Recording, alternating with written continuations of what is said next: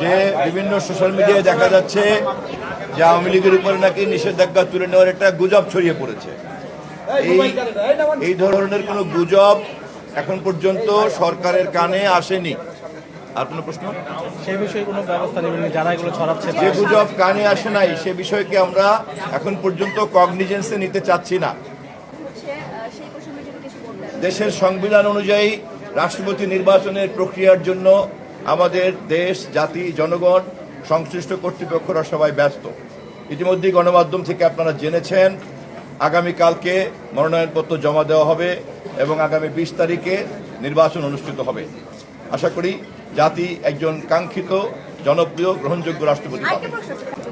ভারতের রাষ্ট্রদূত নিজেই আমাদের মাননীয় প্রধানমন্ত্রীর সঙ্গে কথা বলে বেরিয়ে বলেছেন দুই দেশের এমন কোনো সমস্যা নাই যা সমাধান করা যাবে না। একথা বলেই তিনি ভারতের প্রধানমন্ত্রীর সঙ্গে দেখা করতে গিয়েছেন। আমরা অধীর আগ্রহে অপেক্ষা করছি ইতিবাচক ফলাফলের জন্য। আপনার স্বপ্নগুলো আকাশ ছুবে প্রবাসীর হেলিকপ্টারের মাধ্যমে। বিয়ে, জন্মদিন অথবা যে কোনো বিশেষ প্রয়োজনে হেলিকপ্টার ভাড়া করতে যোগাযোগ করুন স্ক্রিনে দেয়া নাম্বারে। প্রবাসীর হেলিকপ্টার, নিরাপদ ও সাশ্রয়ী বাহনের বিশ্বস্ত নাম।